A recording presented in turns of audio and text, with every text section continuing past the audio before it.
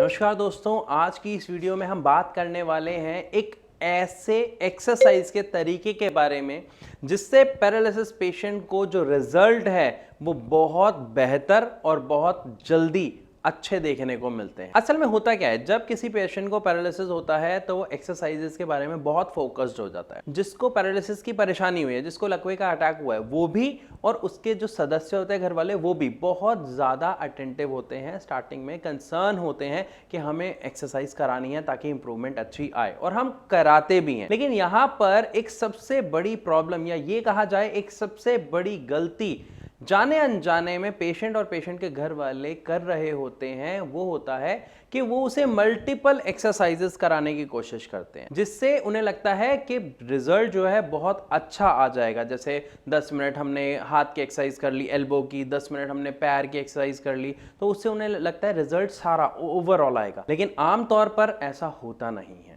क्यों नहीं होता? क्योंकि पैरालिसिस के बाद जो व्यक्ति का दिमाग है, जहां पर ब्लड क्लॉट हुआ जिसकी वजह से आगे ब्लड नहीं जा रहा, या ब्रेन हेमरेज हुआ जो नस फटी जिसकी वजह से लकवा हुआ, वहां का दिमाग का हिस्सा खराब हो गया, वो टिश्यू डेड हो गए, अब वो दोबारा जिंदा नहीं होंगे। लेकिन हमारे दिमाग के अंदर एक पावर होती है जिसको हम बोलते हैं न्यूरोप्लास्टिसिटी। वो प्रोसेस स्टार्ट हो जाता है। अब उसके अंदर क्या होता है कि हमारा दिमाग दोबारा डेवलप हो रहा होता है, चीजें सीख रहा होता है, क्योंकि हमारे दिमाग में कुछ, आप ऐसा समझिए कि दिमाग पूरा वॉश हो गया। अब दिमाग को हमें दोबारा सिखाना है कि पैर को कमांड कैसे देनी है, आगे उठने की, चलने की, हाथ को कमांड कैसे देनी है, हिलने की, ऊपर उठाने की। तो ये चीज़ें हमें अपने दिमाग को सिखानी पड़ती है, जिसके लिए एक्सरसाइज बहुत ज़रूरी है, जिसके लिए एक पैरालिसिस पेशेंट को फिजियोथेरेपी कराने की एडवाइस दी जाती है। तो इससे इंप्रूवमेंट आता है। लेकिन मैं फिर वहीं आ रहा हूँ, गड़बड़ क्या हो रही है कि हम मल्टीपल एक्सरसाइजेस कर रहे हैं।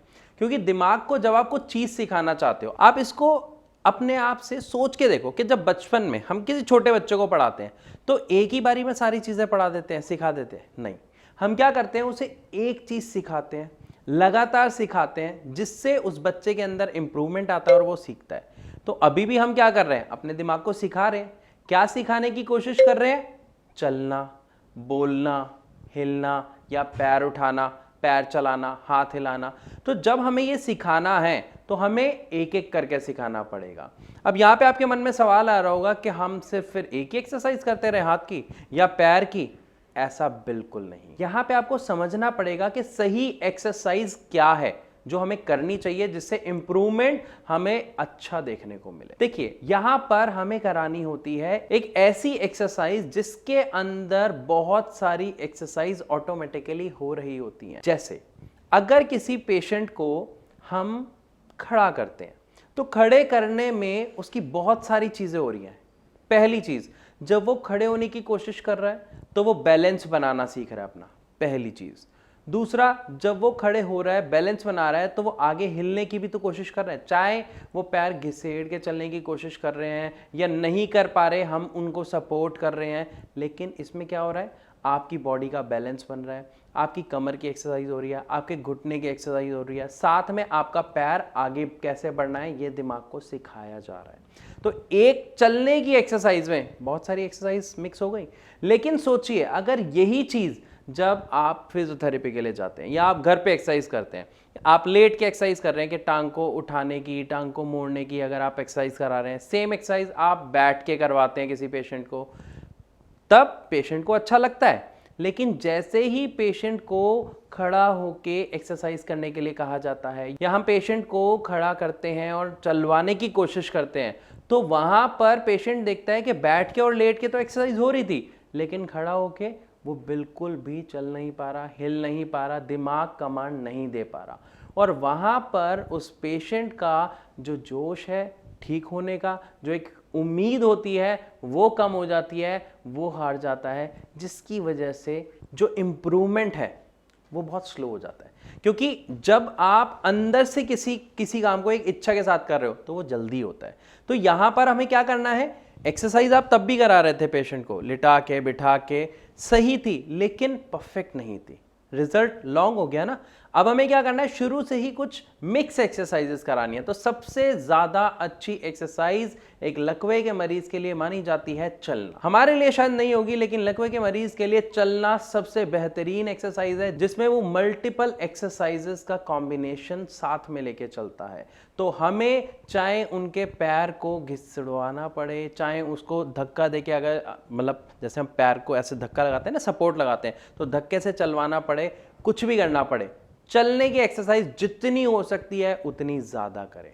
क्योंकि जितना ज्यादा एक पेशेंट चलेगा और वो अपने अंदर इंप्रूवमेंट देखेगा, उतना ही उसका जोश बढ़ेगा, उतना ही उसका कॉन्फिडेंस लेवल बढ़ेगा, और उसकी आगे ठीक होने की जो प्रोसेस है, जो उसकी स्पीड है, उस ग्रोथ में आप बहुत अच्छा फर्क देखेंगे। इसी तरीके से हम जब हाथों की एक्सरसाइज करते हैं, तो सिर्फ एक हाथ की एक्सरसाइज ना करके या शोल्डर की एक्सरसाइज ना करके पूरी एक एक्सरसाइज का कॉम्बिनेशन कराएं। मतलब ऐसे हाथ घुमाना, कि पूरा हाथ घुमाने की कोशिश कराएं। उससे क्या होगा, पूरा जब हाथ घूमेगा तो हाथ जनरली टेढ़ा रहता है, पहले वो कोशिश करेंगे ऐसे हाथ ऊपर उठाने की, तो उसमें आपके शोल्डर की भी एक्सरसाइज हो रही है, एल्बो की भी हो रही है, और हाथ पे भी थोड़ा सा सपोर्ट लगा के आप कोशिश करें, चाहे ये दीवार के साथ आप टच करके हाथ करें या किसी के सपोर्ट से आप हाथ उठाएं। तो इसमें क्या होगा, एक ही एक्सरसाइज में मल्टीपल एक्सरसाइज होंगी, जिसमें पेशेंट के अंदर बहुत अच्छा रिजल्ट देखने को मिलेगा।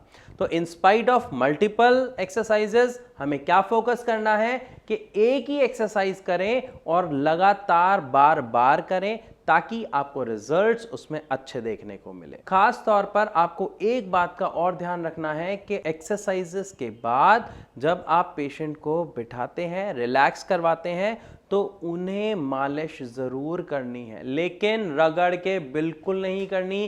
क्योंकि अगर पैरालिसिस पेशेंट की रगड़ के मालिश की जाती है तो नसें और क्या हो जाती हैं, टाइट हो जाती हैं। आप खुद देखो, आप ऑयल लेते हो, आप मालिश करते हो, अगर ऐसे ऐसे रगड़ते हो तो नसें वहां पे आप टाइटनेस फील करते हो। तो पैरालिसिस पेशेंट की ऑलरेडी नसें जो है वो स्टिफ है, अकड़ी हुई हैं, ऊपर से वो और ज्यादा टाइट होंगी तो नुकसान बढ़ जाएगा। क्योंकि नसें ऑलरेडी कमजोर हो रही हैं और उसकी वजह से बोन्स भी कमजोर हो रही हैं। तो हमें क्या करना है, एक सही तरीके से मालिश करनी है। अब यहाँ पे आपके दिमाग में क्वेश्चन आ रहा होगा कि सही तरीका क्या होता है मालिश का।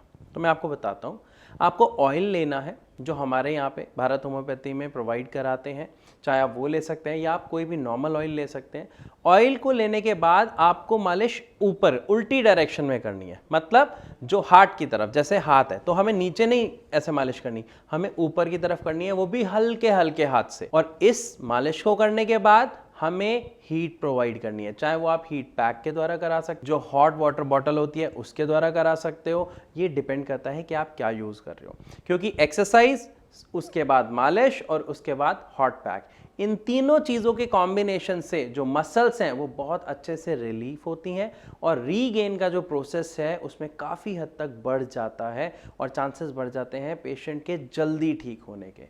लेकिन एक बात का आपको खास तौर पर और ख्याल रखना है कि सिर्फ और सिर्फ एक्सरसाइजेस से पेशेंट का ठीक होना पूरी तरह पॉसिबल नहीं हो पाता है। नो डाउट, जो ठीक होने की प्रक्रिया है, जो प्रोसेस है, वो ग्रेजुअल होता है, धीरे धीरे होता है। लेकिन 5 से 6 महीने में आप देखते हैं कि ये प्रोसेस बहुत अच्छा चलता है, उसके बाद ये प्रोसेस स्लो हो जाता है, क्योंकि उसके बाद हमारे दिमाग को पावर चाहिए होती है न्यूरोप्लास्टिसिटी का जो प्रोसेस चल रहा है उसी को कंटिन्यू करने के लिए, जिसके लिए एक दवाई का सहारा लेना पड़ता है।